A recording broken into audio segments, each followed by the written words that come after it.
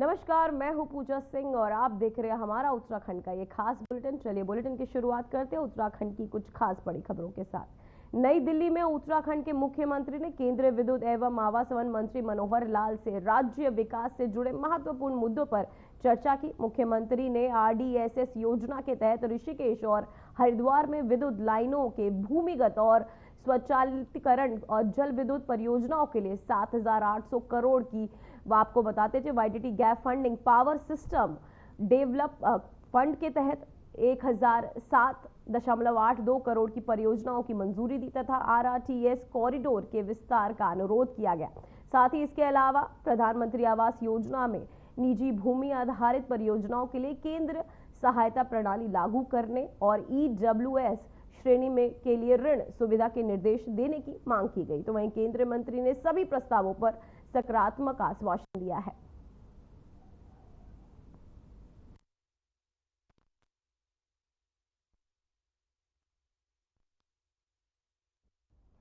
तो वहीं बीजेपी के पूर्व विधायक सुरेश राठौर ने आखिरकार अभिनेत्री उर्मिला सनावर को पत्नी के रूप में स्वीकार कर लिया। दोनों लंबे समय से एक रिश्ते में थे, लेकिन उर्मिला सार्वजनिक रूप से पत्नी का दर्जा मांग रही थी। इस संबंध को लेकर आरोप प्रत्यारोप और विवाद भी सामने आते रहे। अंततः सुरेश राठौर ने सामाजिक और राजनीतिक दबाव के बीच समझौता कर रिश्ते को स्वीकार किया। तो वहीं उर्मिला ने इसे मिशन सिंदूर की जीत बताया और इसे महिलाओं के अधिकारों की प्राथमिक जीत का करार दिया। तो वहीं आपको बता दें, सुरेश राठौर ने उर्मिला को अपनी पत्नी मान लिया है। साथ ही सामाजिक दबाव के चलते एक रिश्ते में नहीं आ रहे थे दोनों।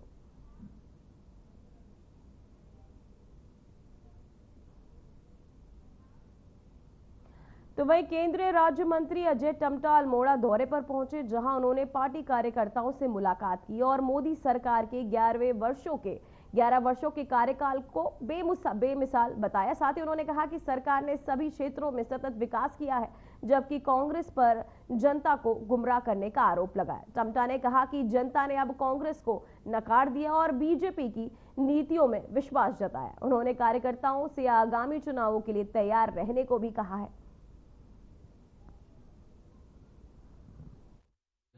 पूरे देश के लोग जानते हैं और देश के 140 करोड़ लोग भी जानते हैं, क्योंकि इन्हीं 140 करोड़ लोगों को ही पता है कि किन किन समय में कैसे कैसे जो समस्याएं लोगों की थी, उन सभी समस्याओं का समाधान किसी सरकार ने किया है तो नरेंद्र भाई मोदी जी की सरकार ने किया है। और गरीब से लेकर के किसानों तक सबकी चिंता करना नरेंद्र भाई मोदी जी के ये विकास योजनाओं से लोग आच्छादित हैं, लोग खुश हैं। और इसी का परिणाम है कि आज हमारे चाहे वो डेवलपमेंट के सेक्टर हैं और चाहे हमारे इंटरनेशनल हमारी ख्याति है, चाहे हमारी आर्थिक व्यवस्था है, वो अपने आप में अभूतपूर्व है।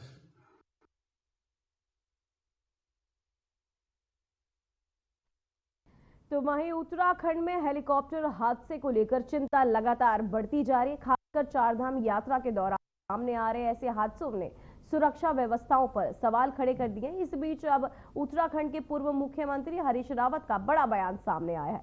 हरीश रावत ने हेलीकॉप्टर क्रैश की घटनाओं को बेहद चिंताजनक बताते हुए कहा कि यात्रियों की सुरक्षा के लिए नई SOP यानी आपको बता स्टैंडर्ड ऑपरेशन आपको की जानी चाहिए, ऐसा उन्होंने कहा। साथ ही उन्होंने ये भी कहा कि सरकार से अपील की है कि तत्काल प्रभाव से कड़े कदम उठाए जाए ताकि ऐसी घटनाएं दोबारा ना हो।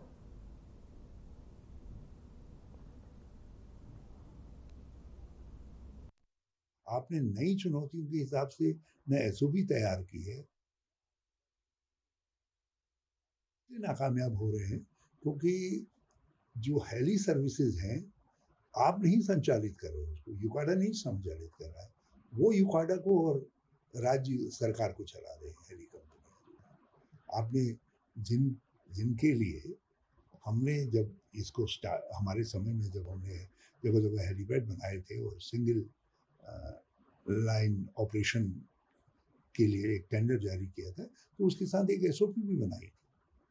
और आज अब इतने सालों बाद उसका कोई रेलिवेंस रह नहीं गया है। इतना एक्सपेंशन हो रहा है इस सेक्टर का उत्तराखंड के अंदर। आपने नई चुनौतियों के हिसाब से न एसओपी तैयार की है, न आपके पास कोई सिंगल कमांड सिस्टम है। ये सिंगल कमांड सिस्टम यूकाडा है। यूकाडा अपना दायित्व तो कर ही नहीं रहा, उसके बाद टेक्निकल मैन पावर है ही नहीं। तो वही 35 वर्षों की सेवा के बाद उत्तर प्रदेश पुलिस ने सेवानिवृत्त उपाध्यक्ष ओम प्रकाश आर्य आज प्रदेश कांग्रेस मुख्यालय राजीव भवन में कांग्रेस में शामिल हो गए। पार्टी के वरिष्ठ उपाध्यक्ष संगठन सूर्यकांत धस्माना ने उन्हें पार्टी की सत्ता दिलाई और पटाखा आपको बताते चले और पटका पहनाकर उनका स्वागत किया। साथ ही आर्य को वर्ष 2017 में भारत सरकार के तहत पुलिस मेडल से सम्मानित किया गया था। उन्होंने कांग्रेस संगठन को मजबूत करने का संकल्प व्यक्त किया।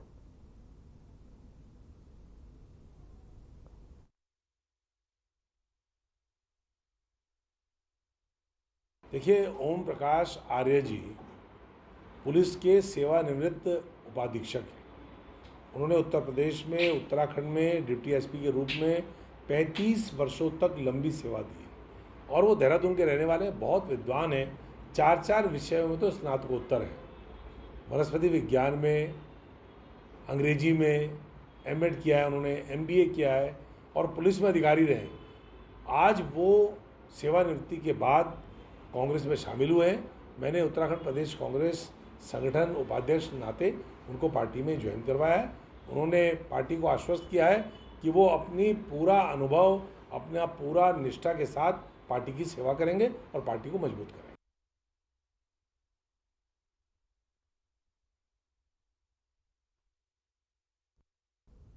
तो वहीं देहरादून में उत्तराखंड महिला कांग्रेस अध्यक्ष ज्योति रौतेला के नेतृत्व में महिलाओं और नाबालिग बच्चियों के खिलाफ बढ़ते अपराधों के विरोध में प्रदर्शन किया गया।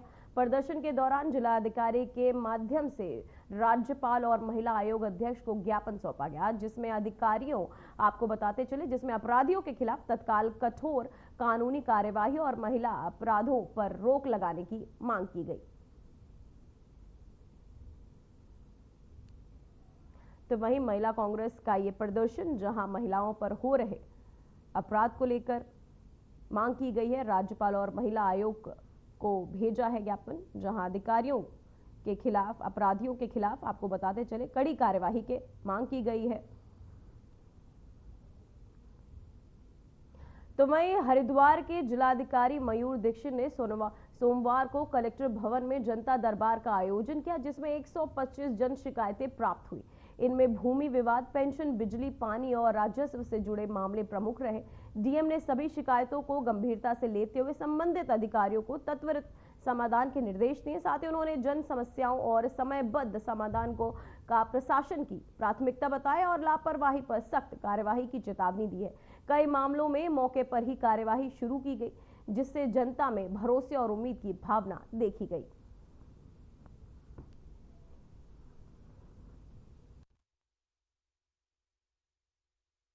पंद्रह जून को जंगल चट्टी के पास भारी वर्षा के कारण मलबा और पत्थर आने से केदारनाथ धाम का पैदल मार्ग आंशिक रूप से बाधित हो गया था, जिससे यात्रा अस्थायी रूप से रोकी गई और प्रशासन ने त्वरित कार्यवाही करते हुए देर शाम तक मलबा हटवाकर मार्ग को सुचारू कर दिया। मौसम अनुकूल होने के बाद आज सुबह केदारनाथ यात्रा फिर से सामान्य रूप से संचालित हो गई। वहीं मौसम विभाग के तहत जारी येलो अलर्ट को ध्यान में रखते हुए प्रशासन ने श्रद्धालुओं से अपील की है कि वे मौसम पुनर्निर्माण को देखते हुए यात्रा पर निकले और सावधानी भी बरतें। केदारनाथ पैदल मार्ग पर आंशिक रूप से बाधित हुआ, जहां प्रशासन की त्वरित कार्यवाही से मार्ग दोबारा शुरू किया गया। भारी बारिश से पैदल मार्ग बाधित, जिसके चलते श्रद्धालुओं को काफी तकलीफों का सामना भी करना पड़ा। तो वहीं देहरादून के वरिष्ठ पुलिस अधीक्षक के निर्देश पर सार्वजनिक स्थानों पर शराब पीकर हुड़दंग मचाने और स्टंट ड्राइविंग करने वालों के खिलाफ सख्त कार्यवाही की जा रही है। इसी कड़ी में मसूरी क्षेत्र का एक वीडियो वायरल हुआ, जिसमें कुछ युवक शराब के नशे में कार के बोनट पर बैठकर हुड़दंग करते दिखे। मामले का संज्ञान लेते हुए पुलिस ने जांच कर तीनों युवकों को हिरासत में लिया और घटना में प्रयुक्त 2 वाहनों को सीज कर दिया गया है।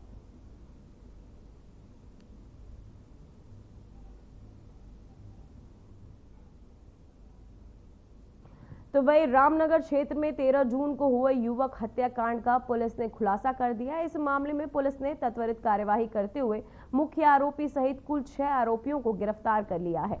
पुलिस ने घटना के प्रयुक्त आपको बताते चले आला कत्ल और मृतक की मोटरसाइकिल भी बरामद कर लिए। साथ ही इस सराहनीय कार्य के लिए पुलिस टीम 2500 का नगद इनाम भी दिया गया है।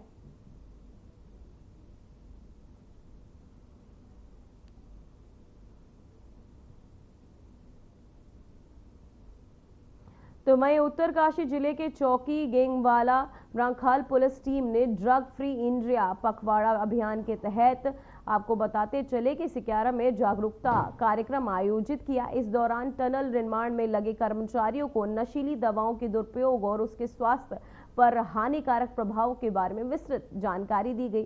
पुलिस ने सभी से नशे से दूर रहने और स्वस्थ जीवन शैली अपनाने की अपील की है।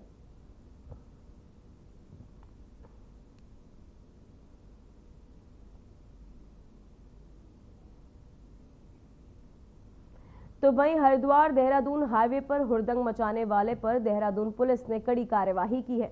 आपको बताते चले नकली बंदूक लहराया रैश ड्राइविंग करने वाला हरियाणा और बिहार निवासी 9 युवक युवतियों को पुलिस ने हिरासत में लिया है। साथ ही पुलिस एक्ट के तहत सभी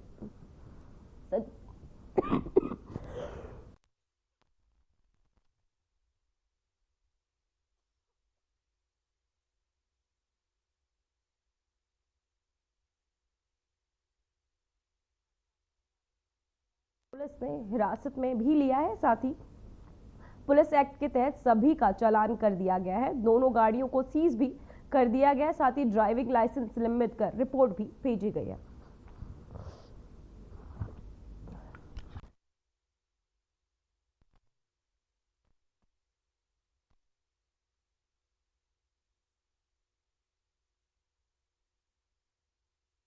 एमएलए अंकल हैं हमारे, ये कहकर आजमगढ़ के कुछ युवक स्कॉर्पियो में हूटर, विधायक स्पीकर और ब्लॉक प्रमुख टैग लगाकर हरिद्वार की सड़कों पर रौब झाड़ रहे थे, लेकिन उत्तराखंड पुलिस की पैनी नजर से वो नहीं बच सके।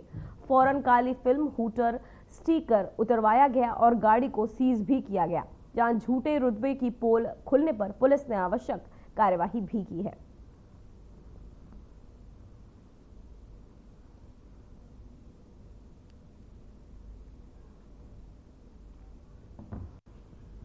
तो भाई उत्तराखंड के बागेश्वर में पुलिस को एक बड़ी सफलता हाथ लगी। पुलिस ने एक आरोपी को आपको बताते चले 218 ग्राम अवैध चरस के साथ गिरफ्तार किया है। ये कार्यवाही जिले में नशे के खिलाफ चलाए जा रहे अभियान के तहत की गई। साथ ही आरोपी के खिलाफ एनडीपीएस एक्ट के तहत केस दर्ज कर आगे की कार्यवाही की जा रही है।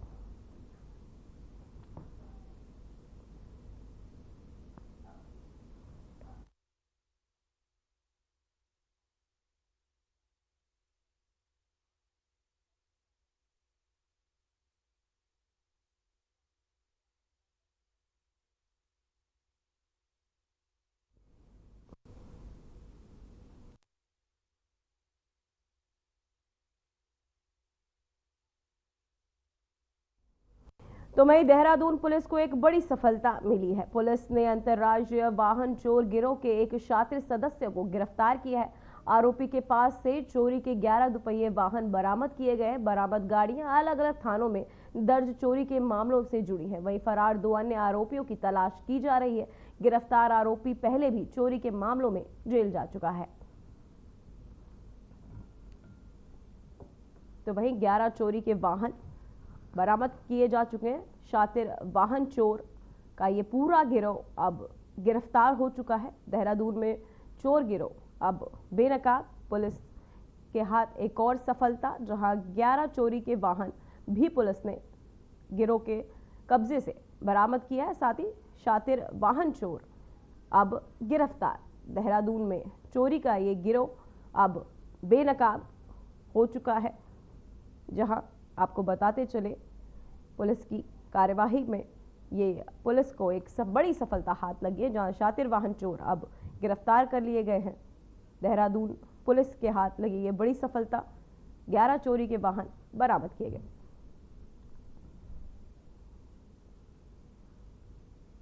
शातिर वाहन चोर गिरफ्तार। कोरोना वायरस एक बार फिर से चिंता बढ़ा रहा है। देश के एक्टिव केसों की संख्या अब 7,000 के पार पहुंच गई है और नए वेरिएंट की वजह से मौतों का आंकड़ा भी बढ़ रहा है। देश में कोरोना वायरस से लगातार दूसरे दिन 10 से ज्यादा लोगों की मौतें हुई। स्वास्थ्य विभाग के अनुसार रविवार को 11 मरीजों ने जान गंवाई। केरल में 7 और दिल्ली, छत्तीसगढ़, एमपी, महाराष्ट्र में एक मौतें हुई हैं। बीते शनिवार को 10 मौतें हुई थी, जिसमें चिंता और बढ़ गई है। देखिए ये रिपोर्ट।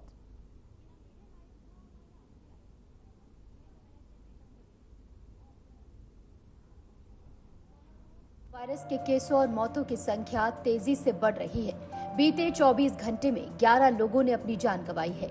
नए वेरिएंट से एक दिन में ये सबसे ज्यादा मौतें हैं। कोविड के 31 राज्यों, केंद्र शासित प्रदेशों में 7,264 एक्टिव मरीज हैं। केरल में सबसे ज्यादा 1,920 केस है। इसके बाद गुजरात में 1,433 और पश्चिम बंगाल में 747 एक्टिव मामले हैं। बीते 24 घंटे में कोई नया केस नहीं मिला है, जबकि 119 मरीज रिकवर हुए हैं। मध्य प्रदेश के जबलपुर में रविवार को बच्चे को जन्म देने के एक दिन बाद महिला, जिनकी उम्र 27 वर्ष बताई जा रही है, कोविड से उनकी मौत हो गई। कोरोना के नए वेरिएंट से जनवरी 2025 से अब तक कुल 108 मौतें हो चुकी हैं। केंद्रीय स्वास्थ्य मंत्रालय ने कहा है कि हमने कोरोना से निपटने के लिए जरूरी इंतजाम कर लिए हैं। चलिए अब आपको राज्यवार तरीके से कोरोना अपडेट देते हैं। उत्तर प्रदेश सरकार ने कोविड-19 के बढ़ते मामलों को देखते हुए सावधानी बरतने का निर्देश जारी किया है।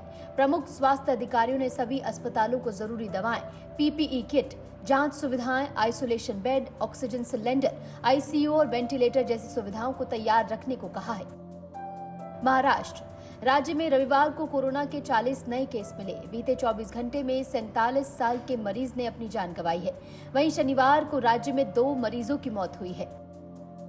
केरल स्वास्थ्य विभाग ने अस्पतालों को कोविड-19 और इन्फ्लुएंजा के लक्षणों वाले मरीजों का इलाज करते समय जून 2023 में जारी की गई कोविड गाइडलाइन पालन करने के निर्देश दिए हैं। अस्पतालों में सभी को मास्क लगाना अनिवार्य है। साथ ही जुकाम, खांसी, बुखार जैसे लक्षण वाले मरीजों का कोविड टेस्ट अनिवार्य कर दिया गया है। कर्नाटक में Gulbarga institute of medical sciences ने भी 25 बेड का कोविड वार्ड बनाया है। इनमें से 5 बेड आईसीयू, वेंटिलेटर समेत हाई डिपेंडेंसी यूनिट और 5 प्रेग्नेंट महिलाओं के लिए हैं। बाकी 10 नॉर्मल बेड हैं। भारत के कई राज्यों में कोविड-19 के मामलों में बढ़ोतरी के बीच देश में 4 नए वेरिएंट मिले हैं। आईसीएमआर के डायरेक्टर ने बताया कि दक्षिण और पश्चिम भारत से जिन वेरिएंट की सीक्वेंसिंग की गई है वे LF.7, XFG, JN.1 और NB.1.8.1 सीरीज के हैं। बाकी जगहों से नमूने लेकर सीक्वेंसिंग की जा रही है ताकि नए वेरिएंट की जांच की जा सके। मामले बहुत गंभीर नहीं हैं। लोगों को चिंता नहीं, बस सतर्क रहने को कहा गया है। वर्ल्ड हेल्थ ऑर्गेनाइजेशन यानी कि WHO ने भी इन्हें चिंताजनक नहीं माना है। हालांकि निगरानी में रखे गए वेरिएंट के रूप में कैटेगराइज किया गया है। चीन सहित एशिया के दूसरे देशों में कोविड के बढ़ते मामलों में यही वेरिएंट दिख रहे हैं। NB.1.8.1 के A435S, V445H और T478I जैसे स्पाइक प्रोटीन म्यूटेशन अन्य वेरिएंट की तुलना में तेजी से फैलते हैं। इन पर कोविड के खिलाफ बनी इम्यूनिटी का भी असर नहीं होता। भारत में कोविड का JN.1 वेरिएंट सबसे आम है। टेस्टिंग में आधे से ज्यादा सैंपल्स में ये वेरिएंट मिलता है। इसके बाद BA.2 और ओमिक्रॉन सबलाइनेज वेरिएंट के मामले भी मिलते हैं।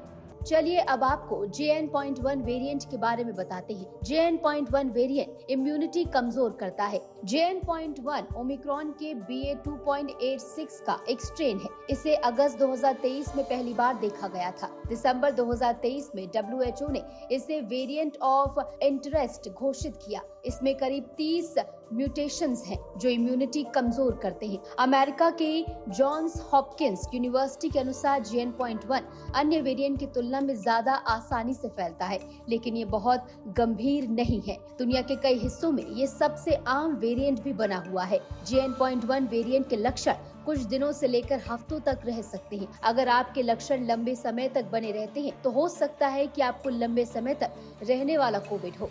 ये एक ऐसी स्थिति है जिसमें कोविड-19 के कुछ लक्षण ठीक होने के बाद भी बने रहते हैं। वैज्ञानिकों ने बताया कि कोविड-19 अब एंडेमिक यानी स्थायी हो चुका है और इसके हल्के संक्रमण समय समय पर आते रहेंगे, लेकिन घबराने की कोई जरूरत नहीं है।